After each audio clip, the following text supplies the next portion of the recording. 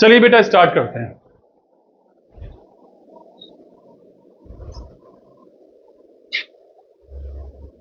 आज आपको बड़ी इंटरेस्टिंग चैप्टर पढ़ाना है मुझे, और वो इंटरेस्टिंग ना टॉपिक पर मेरा मूड जो है थोड़ा सा पता नहीं क्यों स्पॉइल्ड सा है इस वक्त।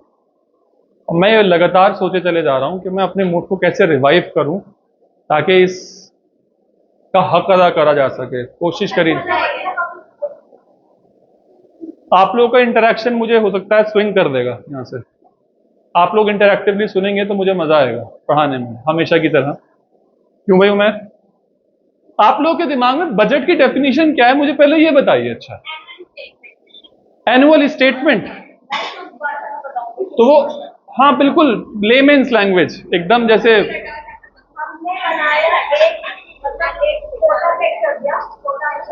कोटा बोल सकते हैं। ठीक है चलिए। नहीं, अभी हम और थोड़ा नीचे जाकर बात करते हैं। नहीं, बजट सिर्फ बजट किसे कहते हैं मैं इसकी बात कर रहा था पहले।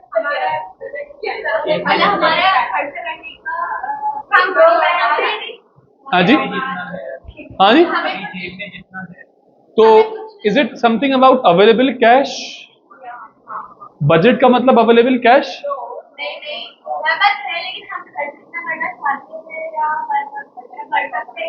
हाँ,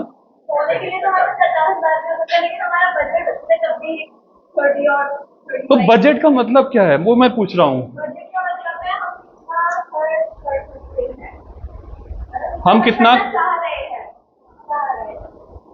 हम खर्च कितना करना चाह रहे हैं।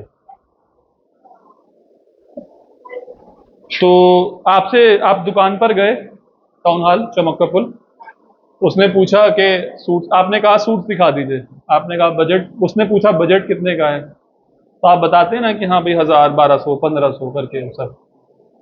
तो वो आपसे ये पूछ रहा है आपकी जेब में क्या है। अगर मेरी जेब में 50,000 की गड्डी है तो उसका मतलब मैं 50,000 का सूट खरीदना चाहता हूँ। एग्जैक्टली।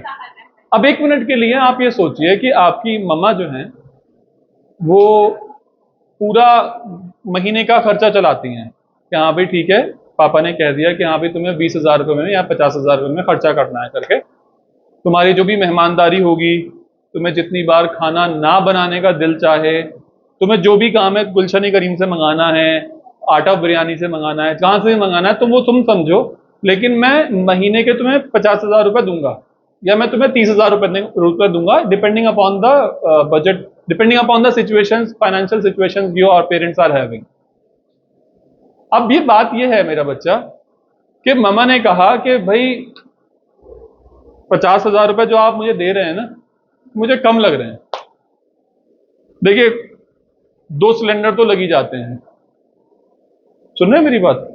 2 सिलेंडर तो लग ही जाते हैं, और इलेक्ट्रिसिटी का बिल भी देखो, एसी वेसी चल रहा है, 4-5 हजार रुपए का आ रहा है, आपने वो भी मेरे सर पे को डाल दिया। ओके, 2 सिलेंडर के 2,000 रुपए, 5,000 रुपए बिजली के, 7,000 रुपए हो गए। अब ग्रोसरीज आती हैं, अब ग्रोसरीज 12-15 हजार रुपए की तो ग्रोसरीज ही हो गई, दाल आटा चावल ये सब चीजें। फिर गोश्त के लिए भी मेरे लिए ही है सारी की सारे दिन में। अभी हम क्या कर रहे हैं, खर्चे रिकॉर्ड कर रहे हैं या जितने खर्चे होने की संभावना है उसके बारे में एक जगह लिख रहे हैं। आप समझ रहे हो मेरी बात? एस्टिमेशंस चल रहे हैं अभी। अब आपकी कोई फुप्पो आ जाए, फुप्पो आ रही हैं आज खाने पे घर, सुना है वाला, सुनिए, तो वो सारी की सारी चीजें डिस्टर्ब हो जाएंगी। आज सोची थी दाल बननी थी और महीने का लास्ट बजट चल रहा था और वो सब चीजें थी, लेकिन एंड में जाकर सबके लिए खर्चे ज्यादा हो गए। अब पता नहीं भाई, ये दाल की जगह अब चिकन बन रहा है, अब सब ओवर बजट हो गया। तो अब ओवर बजट जो हो गया, बजट तो हमारा 50,000 का ही था, अब ये जो ओवर हुआ है उसको पापा समझ रहे हैं क्योंकि पप्पा आई है ना, तो मम्मा समझेंगे कहीं ना कहीं से निकालेंगे। बहरहाल it's a part of job. अल्हम्दुलिल्लाह मेरे लिए मेरे फुप्पो और मेरी खाला दोनों बिल्कुल सेम है, बट मैं जनरल टेंडेंसी देखता हूँ मेरे बहुत सारे दोस्तों में से कि पप्पो के आने पर उनको खुशी नहीं होती है, इसलिए बहुत सारे मीम्स बने हुए हैं। बहरहाल, not pointing out anyone specific. तो हमने एक बात ये समझी कि महीने के स्टार्टिंग में हम लोगों ने एक चीज कॉन्क्लूड करी है, और वो कॉन्क्लूड ये करी है कि भैया इतना एस्टिमेट हमने किया है इस चीज पर, इतना एस्टिमेट किया है इतनी चीज पर। अब बिजली का बिल आया 2,000 रुपए का, तो क्या हम फिर भी 5,000 रुपए खर्च करेंगे बिजली के हेड पर? अब यहां पर जो पैसे बचे हैं ये वाले, हो सकता है किसी दूसरी चीज में इस्तेमाल हो जाएंगे। तो अब मैं आपसे दोबारा पूछ रहा हूं, what do you mean by the term budget of?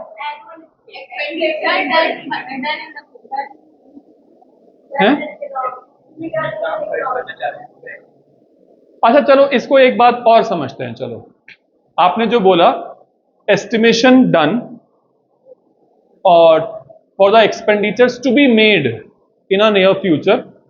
अब वो फ्यूचर कितना बड़ा है, 2 महीने का, 3 महीने का, 1 साल का, भी हमने इसको डिफाइन नहीं किया।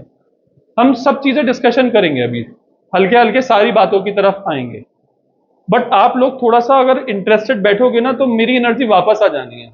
अगर आप लोगों के बहुत रिलेटेड सवाल आए और मेरे सवालों पर बहुत अच्छे जवाब आए, तो आप लोगों के लिए फायदेमंद होगा ये साबित बहुत। तो हमने ये बात कही कि ममा ने 1 महीने का बजट बनाया।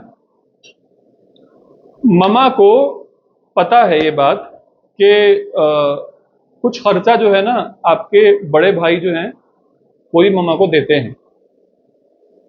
कुछ इनकम जो है पापा से आती है उनको, और कुछ इनकम जो है ममा को बड़े भाई से भी मिलती है खर्चा करने के लिए।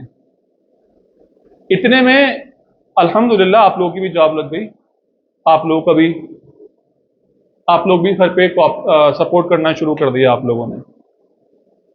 तो ममा जो हैं घर के खर्चे का जो भी हिसाब किताब लगा रही हैं, तो उसमें वो आपसे आने वाले पैसों को अगले महीने इंक्लूड करेंगी या नहीं?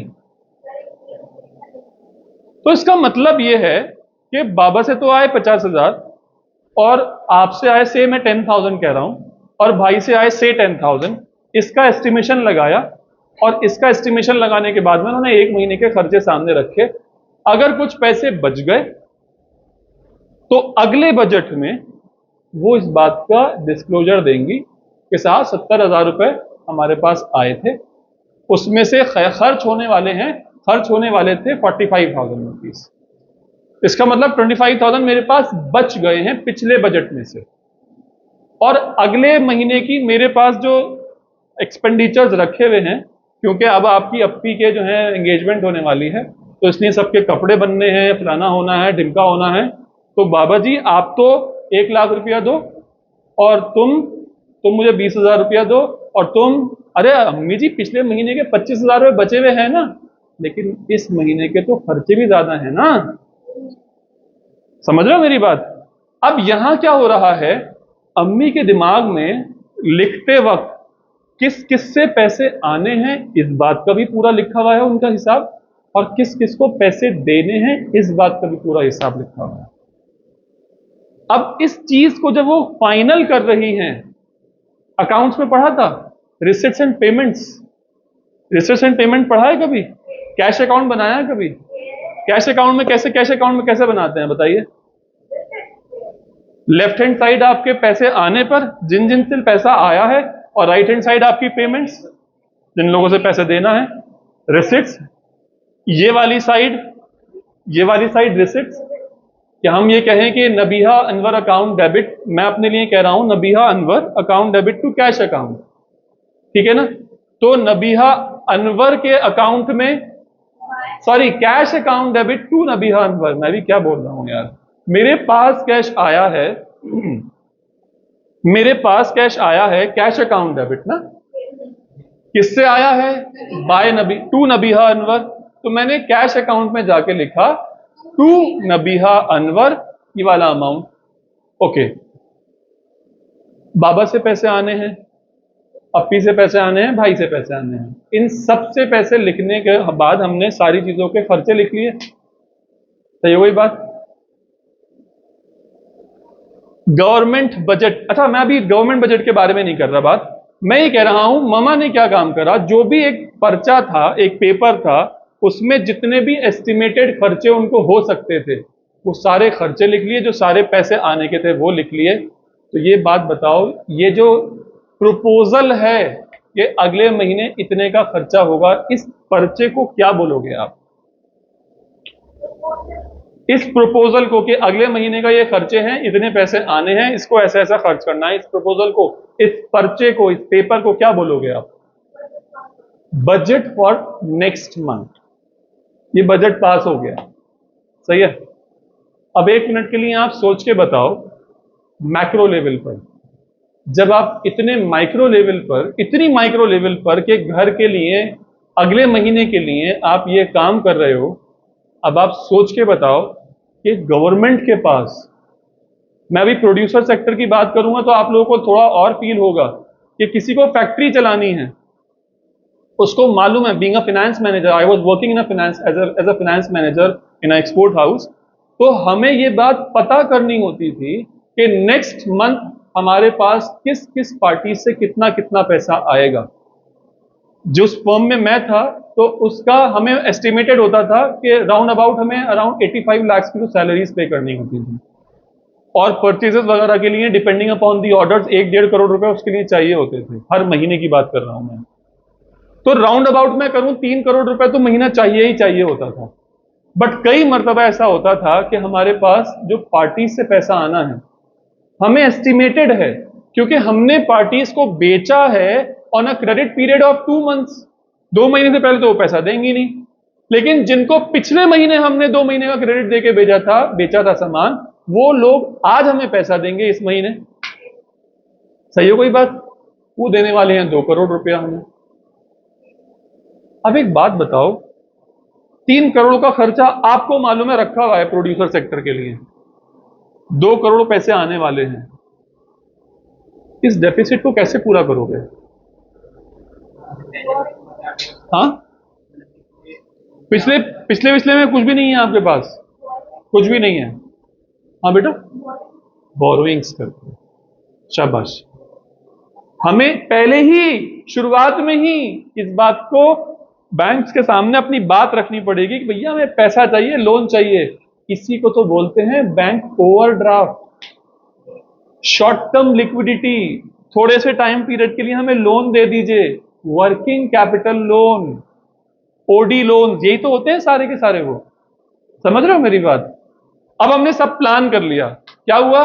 7 तारीख आई, 7 तारीख में हमने सैलरी का डिसबर्समेंट कर दिया, क्योंकि लोन मिल गया था। 4 तारीख में हमें सैलरी का डिसबर्समेंट हो गया।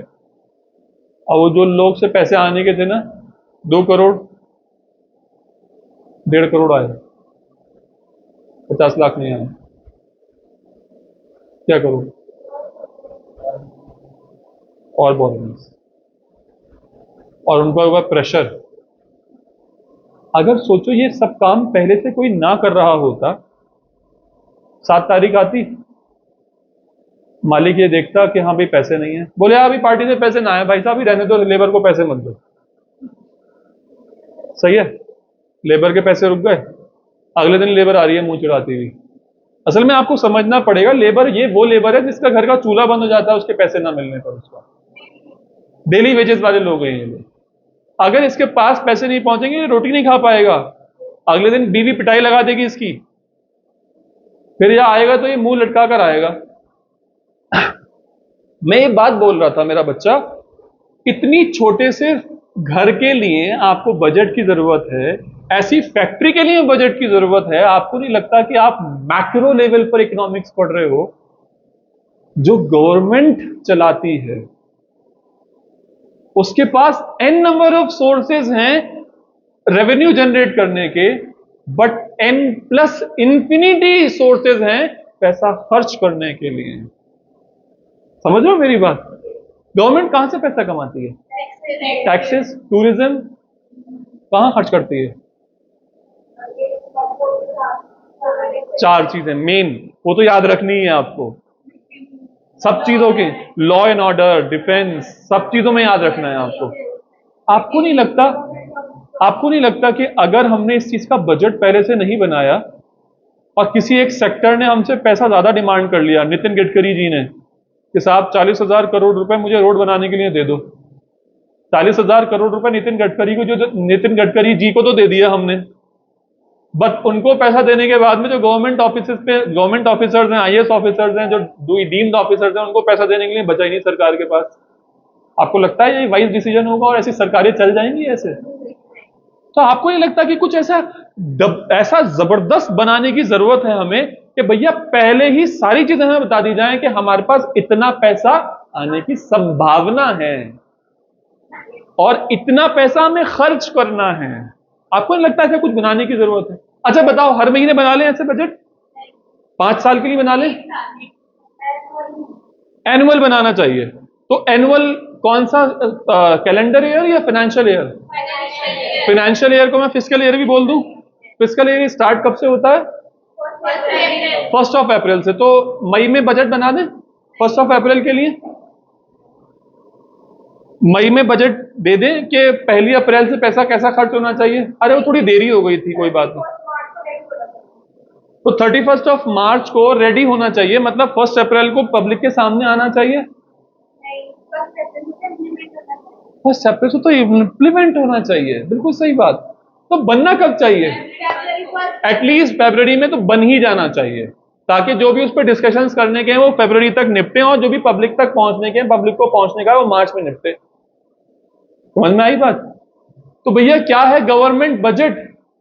गवर्नमेंट बजट क्या है? जो उसके रिसिट्स हैं, एस्टिमेटेड अमाउंट आइटम वाइज, और जो पेमेंट्स हैं, मैं पेमेंट्स नहीं बोल रहा, मैं यहां पर एक्सपेंडिचर्स बोल रहा हूं, वो भी एस्टिमेटेड अमाउंट आइटम वाइज। सही हो गई बात? ये मेरा गवर्नमेंट बजट है। ये कैश अकाउंट जो बना रहा हूं, ये कैश अकाउंट मेरा गवर्नमेंट बजट है। क्या है government budget? Government budget is annual statement, हर साल बनाना होगा आपको, showing the item wise estimates of receipts and expenditure during a fiscal year. क्या है गवर्नमेंट बजट? क्या है गवर्नमेंट बजट? इसको रिकॉल करो, इसको। गवर्नमेंट बजट क्या है? Is a annual statement for item wise estimates for किस चीज के लिए? Receipts and expenditure during a financial year. समझ में आई बात? एक मिनट के लिए समझो, ऐसा लिखने की जरूरत क्या है मेरा बच्चा? आप लोग को सोचो जरा, फाइनेंस मिनिस्टर बना दूं मैं अभी, निर्मला सीतारमण आप ही हैं, चलो। और फरवरी आई, इस फरवरी में सारे के सारे, मेरा ना आज ब्रेन बिल्कुल ब्लैकआउट हो रहा है, मैं बोलते बोलते बिल्कुल ही गायब हो जा रहा हूँ। अकाउंट में भी क्या होगा आपको पता नहीं क्या हो गया मुझे। हमें पूरी सरकार चलानी है, हमें देश चलाना है। इस देश को चलाने के लिए हम लोगों को बांग्लादेश की वाली जैसी सिचुएशन नहीं लाकर डालनी है, पाकिस्तान की जैसी लाके सिचुएशन नहीं लेकर डालनी है। क्या हुआ वहां पर कि वहां की सरकारों के पास पैसा था नहीं, लेकिन उन्होंने खर्चे कर दिए, और बाद में जब उनके अहम चीजों के लिए जरूरतें आई तो उन्होंने कहा सरकार के पास तो पैसा ही नहीं है, फिर क्या करो? वही जो बोरोइंग्स करो, और बोरोइंग्स पे बोरोइंग्स, बोरोइंग्स पे बोरोइंग्स, बोरोइंग्स पे बोरोइंग्स बढ़ती जा रही है जज साहब, लेकिन हिसाब नहीं हुआ कभी, क्योंकि रिपेमेंट ही नहीं हो रहा है कभी भी उसके। तो क्या ऐसे लोन ले लेकर सरकारें चल सकती हैं? अरे भाई, आपकी अगर देश में भुखमरी वाली सिचुएशन थी तो आप खर्चा भी तो कम ही करते ना शुरुआत से। आपने ज्यादा पैसे का खर्चा किया क्यों आपने? और आप लोग शुरुआत से इस बात को समझते हुए चलते कि आपको अपने सिटीजन्स को एग्रीकल्चर की तरफ प्रमोट करना है या सॉफ्टवेयर की तरफ को प्रमोट करना है, आप पहले से बताते हुए चलते ना उन लोगों को। आपने कुछ प्रमोट ही नहीं किया, ना ही आपने कुछ सब्सिडीज दी। जो भी आपके ई व्हीकल्स थे ना, उन लोगों को आपने सब्सिडीज दी। आप तो बस आंखें बंद करके बस कुछ ना कुछ पैसा खर्च करते चले जा रहे थे। आपको लगता है बिना प्लानिंग के काम हो जाएगा? If you fail to plan, you plan to fail. और ये बात हक है बिल्कुल। और ये बात मैं सिर्फ यहां के लिए नहीं कह रहा मेरा बच्चा, ये बात मैं आपकी जिंदगी में हर जगह के लिए अप्लाई करने के लिए कह रहा हूं। और प्लानिंग करना सुन्नत है। आक़िल सल्लल्लाहु अलैहि वसल्लम ने भी बात कही थी कि भैया तुम जब जाओ ना तो पहले से चीजों को समझ के चला करो। कुछ लोग ऐसे हैं, अल्लाह देख लेगा, जो अल्लाह चाहेगा वो होगा। अरे अल्लाह की मर्जी थी, अरे बेवकूफ, अल्लाह की मर्जी थी, लेकिन अल्लाह ताला ने आपको अकल दी है, ये भी तो अल्लाह की मर्जी है। प्लान क्यों नहीं करते हो? और सोचो अगर हम प्लान, यार मौसम का मुझे फिर से डिस्टर्बेंस लग रहा है कुछ आज।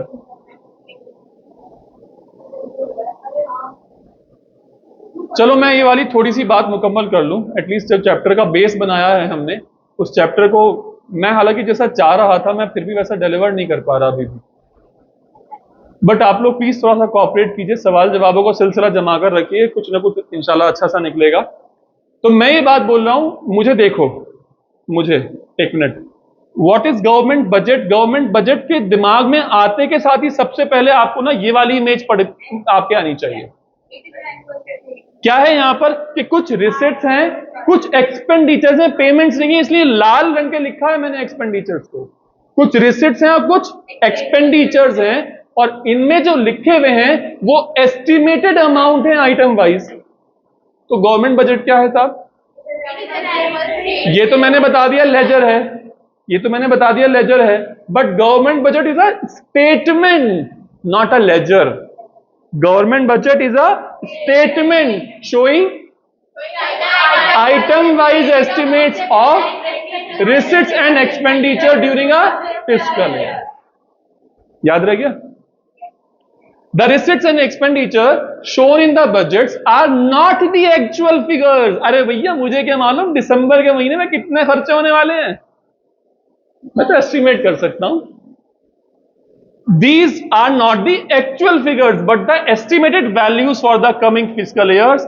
Fiscal year is taken from 1st April to 31st of March. Important points of government budget. आपको क्या लगता है कौन से होंगे?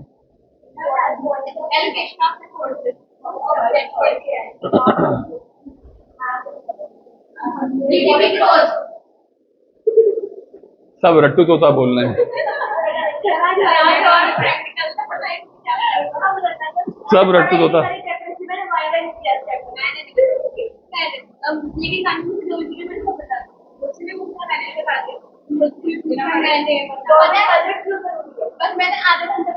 क्यों? मतलब जब भी मैं गवर्नमेंट बजट बनाऊं, बनाते वक्त उसको बनाना कैसे है, किसके लिए बनाना है, कैसे बनाना है, ये सब चीजों के बारे में बात कर रहा हूं।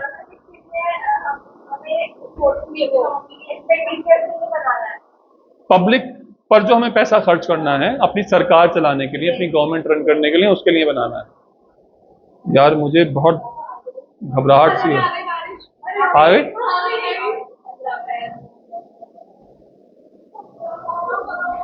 ये एकदम से ही कहां से आ जा रही है? चलो ये ज्यादा तेज नहीं आएगी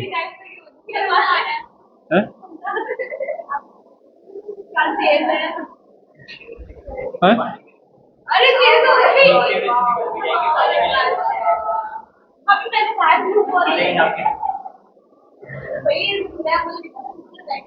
अच्छा बस ये, चलो ये पढ़ लेते हैं, बस ये पढ़ लो, फिर मैं कंक्लूड कर रहा हूं। Budget is prepared by the government at all levels. All levels का मतलब स्टेट गवर्नमेंट भी बनाती होगी बजट। हाँ, कौन सी गवर्नमेंट होती है? लोकल गवर्नमेंट मुरादाबाद की कौन सी है पता है आप लोगों को? उस लोकल गवर्नमेंट का लीडर कौन होता है पता है आप लोगों को? हाँ नहीं, बीजेपी तो चलो पार्टी है। रुचि वीरा, कुछ भी है। हमारे यहाँ का मेयर कौन है?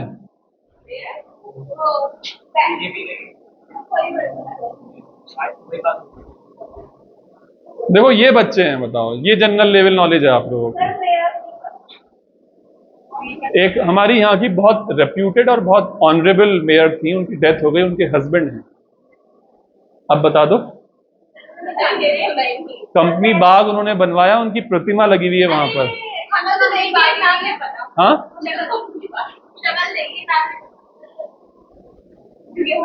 हॉलीडे एजेंसी के मालिक हैं वो। हाँ विनोद कुमार अग्रवाल जी, उनकी बीवी थी वीना अग्रवाल जी, और वीना अग्रवाल जी मेरे दोस्त की चाची थी, और जो मेरा दोस्त है वो ओनर है हॉलीडे एजेंसी का, मतलब फैमिली का ही है उनके पूरे वो। तो हर कोई बनाता है बजट। जब सरकार ने बजट एलोकेट किया तो हर गवर्नमेंट, स्टेट गवर्नमेंट्स के लिए भी बजट एलोकेट करे। और हर बजट, स्टेट बजट को अलोकेशन जब हुआ तो उन्होंने भी ये सोच के रखा कि हर लोकल अथॉरिटी की जो गवर्नमेंट है, जैसे मुरादाबाद गवर्नमेंट जिसको हमारे ऑनरेबल मिनिस्टर विनोद कुमार अग्रवाल जी लीड करते हैं, तो वो लोगों को भी ध्यान रखा गया कि हाँ भाई मुरादाबाद के लिए क्या क्या, जैसे अभी स्मार्ट सिटी बन रही है, ये सब जो रोड्स बन रहे हैं, ये बुद्ध बाजार का जो काम हुआ है, ये सारा का सारा यहीं से ही हो रहा है, लोकल अथॉरिटी की तरफ से। समझ रहे हैं आप बात? बट फिलहाल हम अभी जो डिस्कशन कर रहे हैं, बनाएंगे, बनाकर प्रपोजल भेजेंगे ये लोग यहाँ पर, और ये लोग फिर भेजेंगे यहाँ पर, फिर सेंट्रल गवर्नमेंट भी जो, वो तो फाइनेंस मिनिस्टर देखेंगी उसको, और बहुत सारे सेंट्रल गवर्नमेंट के एम्प्लॉयज काम करते हैं, उनको वो डायरेक्टली उनके डिपार्टमेंट्स रिपोर्ट करेंगे। जैसे मेरे फादर एक सेंट्रल गवर्नमेंट एम्प्लॉय थे, तो उनकी सैलरीज जो अलोकेट होनी थी उनके डिपार्टमेंट भेजा करते थे पहले ही अपनी मिनिस्ट्रीज को, और वो मिनिस्ट्रीज जो है फिर आगे फर्दर अब भेजती होंगी। जैसे माइनॉरिटीज के लिए पैसा अलोकेट किया जाता है, माइनॉरिटीज वेलफेयर के लिए, तो वो जितना भी उनको लगता है कि हाँ भाई हम इतना पैसा अलोकेट कर सकते हैं करके, तो वो अपनी गवर्नमेंट को भेजेंगी, फिर गवर्नमेंट की तरफ से फंड रिलीज होने शुरू होते हैं। समझ रहे हैं मेरी बात? सेंट्रल गवर्नमेंट स्टेट गवर्नमेंट को पैसे भेजेगी, स्टेट गवर्नमेंट एग्जैक्टली। कुछ बहुत सारी चीजें ऐसी हैं, सेंट्रल स्टेट गवर्नमेंट के पास अपने सोर्सेज होंगे। जब हम जीएसटी पे करते हैं तो सीजीएसटी पे करते हैं और एसजीएसटी पे करते हैं, तो एसजीएसटी वाले पैसे हर किसी इंडिविजुअल स्टेट गवर्नमेंट्स के पास पहुंचते हैं, लेकिन वो पैसा सफिशिएंट नहीं होता है। हाँ बिल्कुल, बाद में भी बिल्कुल अप्रूवल्स हो सकते हैं। जैसे मैं एक बात बताऊं, मैं कालागढ़ से बिलोंग करता हूं, मैंने बताया था आप लोगों को, तो वहां जो एग्जीक्यूटिव इंजीनियर होता था, क्योंकि वो जो वो कॉलोनी है, बस कॉलोनी के ही लोगों बस हैं आबादी में बस, तो जो वहां का एग्जीक्यूटिव इंजीनियर था वो वहां का डीएम था समझो। तो जब पापा बताया करते थे कि आज जो है 5 करोड़ रुपया आया है यहाँ के लिए, तो वहां जितना भी डेवलपमेंट होना है कॉलोनी में, जितनी भी सैलरीज देनी है उस महीने, वो सारा का सारा पैसा वहां पर पहुंचना है। तो ये 5 करोड़ आया कैसे? इन्होंने पहले प्रपोजल भेजा था ना। ये बहुत हाईएस्ट पेड जॉब्स हैं हमेशा के लिए, इवन गल्फ में भी। आप लोगों को ये बजट बनाना हर किसी के लिए आना चाहिए। मैं अगर अपनी बात करूं, मेरा भी काम सबसे ज्यादा बजट मेकिंग में जाता है, कि हम लोग बजट प्रपोजल्स बनाकर भेजते हैं कि हाँ भाई अगले महीने में ऐसा ऐसा काम है, और जो बहुत कहते हैं ना सटीक बजट बनाकर दे दे, वो इंसान शानदार है। आपकी प्रिडिक्शंस जो हैं वो काम करें शानदार, वो शानदार है। बहरहाल मैं अभी फिलहाल आप लोगों को यूनियन बजट के बारे में बात कर रहा हूं, जो सेंट्रल गवर्नमेंट में बात करनी है।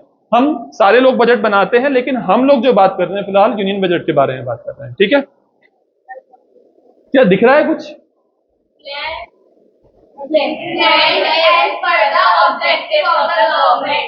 मतलब जब निर्मला सीतारमण बनाएंगी तो किसके ऑब्जेक्टिव्स को फॉलो करेंगी? जो भी ऑब्जेक्टिव वो बताएंगे कि भैया यहाँ पर इतना पैसा खर्च करना है, यहाँ पर ये करना है, यहाँ पर वो करना है, ठीक है ना?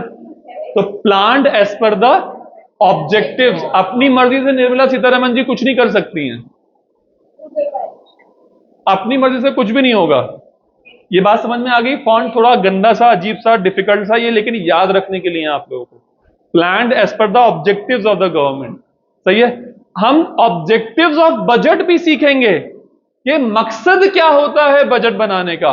बट फिलहाल ये बात कही जा रही है कि जो गवर्नमेंट बजट बनाती है वो बनाती है ऑब्जेक्टिव्स ऑफ द गवर्नमेंट के लिए, ऑब्जेक्टिव्स ऑफ द गवर्नमेंट के लिए बजट बनाती है।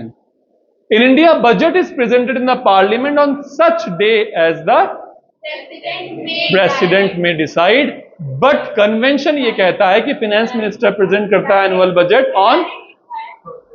On first day of the February. क्यों? ताकि वो फिस्कल ईयर से शुरू हो सके। बट इस बार 2024 में मई में इलेक्शंस हुए, मई में जून में जो भी इलेक्शंस हुए थे, अभी रिजल्ट आया, फिर से बीजेपी गवर्नमेंट फॉर्म हुई। इस वजह से, क्योंकि इस बार इलेक्शंस होने थे और उनका टेन्योर जो था 5 साल का वो कंप्लीट हो रहा था, इस वजह से इस साल अभी बजट दोबारा बनाया गया है और वो अगले फरवरी मार्च तक के लिए काम करेगा। जो बना हुआ था वो गवर्नमेंट का टेन्योर कंप्लीट हो रहा था ना, क्योंकि बीजेपी, अगर जैसे पिछले साल अप्रैल में बीजेपी को पता था कि हमारा टेन्योर जो है वो कंप्लीट हो जाएगा अप्रैल तक जाते जाते, तो उन्होंने अब पिछले साल 12 महीनों का नहीं बनाया था बल्कि 13-14 महीनों का बजट बनाया था। क्योंकि अगर वो लोग ज्यादा टाइम पीरियड के लिए बजट बना लेते और वो ये सोचते कि हाँ भाई हम फरवरी में तो कर ही लेंगे बजट का काम, और सोच के देखो कि बजट अगर फरवरी में बना लिया जाता और जून में उनकी दोबारा गवर्नमेंट फॉर्म नहीं हो पाती, तो उनका बजट बनाना किस काम का होता। इस वजह से उन्होंने गवर्नमेंट बजट नहीं फ्रेम किया इन फरवरी इस बार, इसी वजह से इतना लेट बजट आया।